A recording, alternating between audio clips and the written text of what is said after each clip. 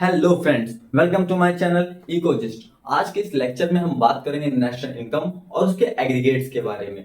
हम उस पर बात करें उससे पहले हमारे लिए कुछ टर्म समझना जरूरी है। बहुत से लोगों को ये पता होगा, पर फिर भी पहला टर्म है डोमेस्टिक प्रोडक्ट और नेशनल प्रोडक्ट। अगर हम डोमेस्टिक प्रोडक्ट की बात करें तो एक कंट्री की ज्योग्राफिकल बाउंड्री के अंदर जितना भी final goods and services produce हो रहा है वो उसका डोमेस्टिक प्रोडक्ट है। पर अगर इस कंट्री का रेजिडेंट कहीं बाहर जा रहा है और वहां पे कुछ अपनी गुड्स एंड सर्विसेज प्रोड्यूस कर रहा है, तो goods and services produced whether within the country और आउटसाइड द कंट्री, कि कंट्री के अंदर या फिर कंट्री के बाहर कहीं पर भी कोई final goods and services produce हो रही है इस कंट्री के रेजिडेंट के द्वारा, तो वो उसका नेशनल प्रोडक्ट है। अगर हम नेशनल प्रोडक्ट यानी जो हमारे गुड्स एंड सर्विसेज बाहर प्रोड्यूस हुई है बाउंड्री के, और डोमेस्टिक प्रोडक्ट जो हमारे गुड्स एंड सर्विसेज कंट्री के अंदर प्रोड्यूस हुई है, इन दोनों को ऐड कर दें, कंबाइन कर दें, तब हमारी जनरेट होगी नेशनल इनकम। और नेशनल इनकम कैलकुलेट करने का फॉर्मूला ये है, domestic product plus net factor income from abroad, कि एब्रॉड यानी विदेश से आया हुआ पैसा या फिर विदेश में जो भी final goods and services produce हुई है उनको भी ऐड करेंगे, तब नेशनल इनकम जनरेट होगा। दूसरा हम बात करें तो national product at market price और national product at factor cost. अगर हम फैक्टर कॉस्ट और मार्केट प्राइस की बात करें तो ये एक मार्कर है। ये मार्कर मार्केट में अगर ही 25 रुपए का मिल रहा है तो जरूरी नहीं कि इसको बनाने में 25 रुपए का खर्चा आया होगा। इसको बनाने में जो इसकी लागत मूल्य, इसको बनाने में एक्चुअल प्राइस जो लगा है वो इसका फैक्टर कॉस्ट है, जिसमें इसकी फैक्टर पेमेंट इंक्लूड है, जैसे कि रेंट, वेजेस, लेबर, इन सब का पेमेंट जो हुआ है इसके फैक्टर से, वो उसका फैक्टर कॉस्ट है। पर मार्केट में आके जितने भी मिल रहा है इसकी प्रेजेंट वैल्यू कितनी है वो उसकी मार्केट प्राइस है। अगर हम नेशनल प्रोडक्ट फैक्टर कॉस्ट को कैलकुलेशन की बात करें तो national product at factor cost plus national product at market price minus indirect taxes plus subsidies. Indirect taxes और सब्सिडीज के बारे में हम आगे बात करेंगे, पर अभी के लिए इतना समझ लीजिए कि इनडायरेक्ट टैक्सेस का मतलब होता है कि जो हम गवर्नमेंट को देते हैं, और सब्सिडीज का मतलब होता है जो गवर्नमेंट हमें पे आउट करती है। आगे बढ़ते हैं, हम एग्रीगेट्स के बारे में बात करते हैं। बेसिकली एग्रीगेट्स क्या है? एग्रीगेट्स प्रोडक्शन इन इकोनॉमी, जितनी भी इकोनॉमी में प्रोडक्शन हो रहा है वो सब एग्रीगेट है। कैसे? हम हमारी इकोनॉमी मान लीजिए मिल्क, घी, बटर, ये सब प्रोड्यूस हो रहा है, तो मिल्क हमें मिलेगा लीटर के में, घी हमें मिल सकता है केजी में, बटर हमें पीसेस में मान लीजिए मिलेगा। तो इन सब की एक अलग अलग यूनिट है। एग्रीगेट कहता है कि हमें इतनी यूनिट नहीं चाहिए, हमें इन सबको मनी में बताओ, हमें सिर्फ मनी टर्म्स में चाहिए। तो हम इन सारी जो इतनी भी अलग अलग यूनिट्स हैं, इन सारे कैलकुलेशन जब हम मनी टर्म्स में करते हैं वही एग्रीगेट्स है। एग्रीगेट्स जितनी भी इकोनॉमी में प्रोडक्शन हो रही है और हम उनकी कैलकुलेशन मनी टर्म्स में कर रहे हैं, दे ऑल आर एग्रीगेट्स।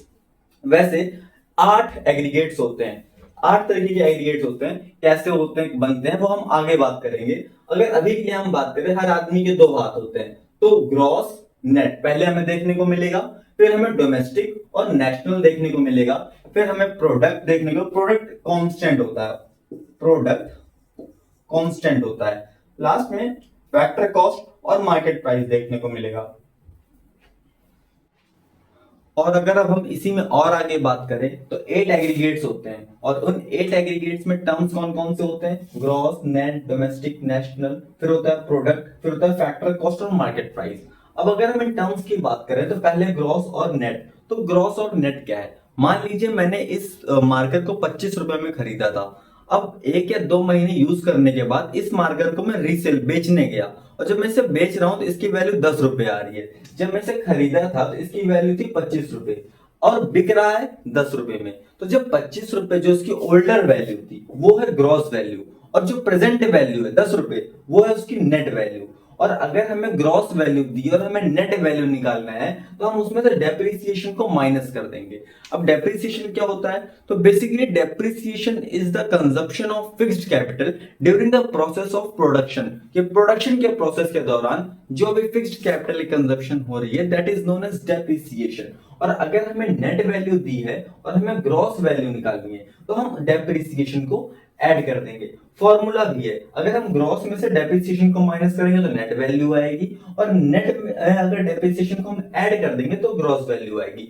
अब ये जो वर्ड आया है डेप्रिसिएशन, इस डेप्रिसिएशन के अपने अलग कई नाम है। नाम क्या है? तो इसका पहला नाम है कंजप्शन ऑफ फिक्स्ड कैपिटल, यानी जो भी हमारी फिक्स्ड कैपिटल थी उसकी जो कंजप्शन है वो भी डेप्रिसिएशन कही जाती है।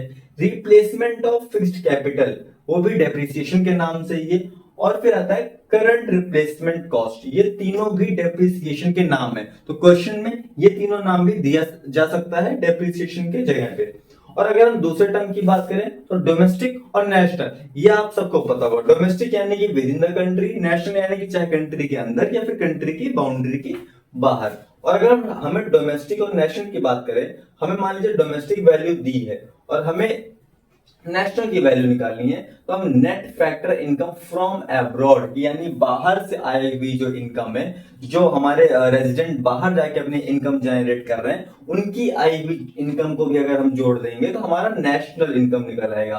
पर अगर नेशनल दी है और हमें डोमेस्टिक निकालनी है तो हम उसमें से NFIA माइनस कर देंगे। NFIA क्या होता है? Net factor income from abroad. ये होता है डोमेस्टिक और नेशनल का। आगे बात करें प्रोडक्ट, तो प्रोडक्ट हमेशा कांस्टेंट होता है, प्रोडक्ट रिमेन द सेम, हर जगह सेम रहेगा। फिर फैक्टर कॉस्ट और मार्केट प्राइस। तो फैक्टर कॉस्ट क्या होता है? जो भी उसकी प्रोडक्शन कॉस्ट होती है वो होती है फैक्टर कॉस्ट, यानी अगर इस मार्कर को बनाने में जितना भी खर्चा आया है वो उसकी फैक्टर कॉस्ट है। पर अगर इसको हम मार्केट में ले जाएंगे, टैक्सेस वैक्सेस लगने के बाद हो सकता है इस मार्कर की कीमत जो है बढ़ जाए, वो उसकी मार्केट वैल्यू है, that is known as market price. और अगर हमें फैक्टर कॉस्ट दिया है और हमें मार्केट प्राइस निकालना है तो हम उसमें नेट इनडायरेक्ट टैक्सेस को ऐड कर देंगे। और अगर हमें मार्केट प्राइस दिया, हमें फैक्टर कॉस्ट निकालना है, तो हम उसमें से नेट इनडायरेक्ट टैक्स को माइनस कर देंगे। और अगर हम बात करें कि इनडायरेक्ट टैक्सेस क्या होते हैं, इनडायरेक्ट टैक्सेस बेसिकली वो होते हैं जो गवर्नमेंट को मिला है, जो पैसा गवर्नमेंट को मिल रहा है वो इनडायरेक्ट टैक्स है। और जो पैसा गवर्नमेंट किसी सेवा के जरिए हमें दे रही है, जो हमें मिल रहा है, गवर्नमेंट पे आउट कर रही है जिसे, वो सब्सिडी होता है। तो अगर हमें नेट इनडायरेक्ट टैक्स निकालना है तो हमें इनडायरेक्ट टैक्सेस में से सब्सिडीज माइनस कर देने होंगे, तो हमारा जो वैल्यू निकल के आएगा वो होगा नेट इनडायरेक्ट टैक्स।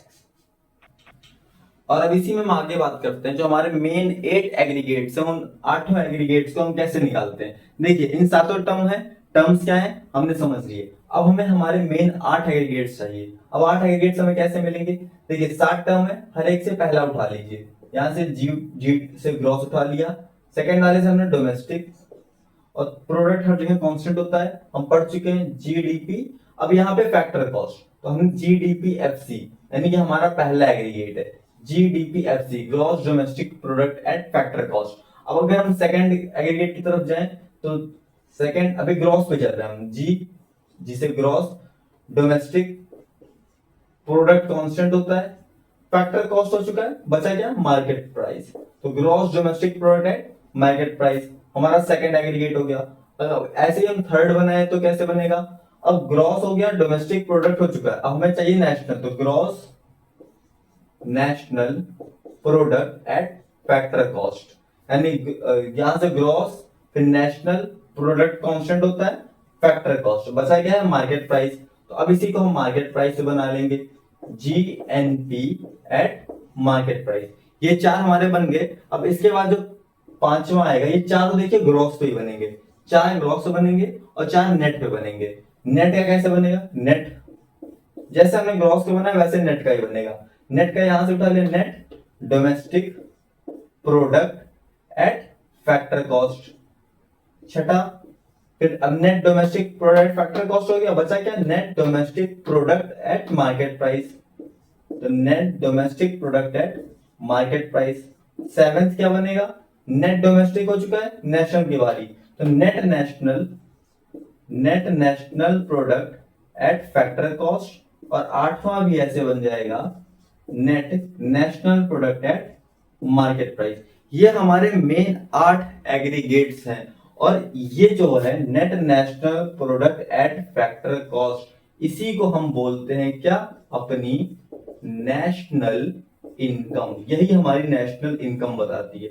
बाकी इसी कैलकुलेशन है, इसके पूरे फॉर्मूले हैं, वो सब हम लोग बाद में डिस्कस करेंगे। ये हमारे मेन 8 एग्रीगेट्स हैं जिनके बारे में हमें आज पढ़ना था, नेशनल इनकम और उनके एग्रीगेट्स। ये 8 एग्रीगेट्स हैं, इनको आगे चल के इनके फॉर्मूले हैं, कैलकुलेशंस हैं, इन पे क्वेश्चंस कैसे बनते हैं, एग्जाम में क्वेश्चंस कैसे आते हैं, इन पर हम बाद में डिस्कस करेंगे, अगले लेक्चर में डिस्कस करेंगे। आज के लिए इतना ही, तब तक के लिए थैंक यू।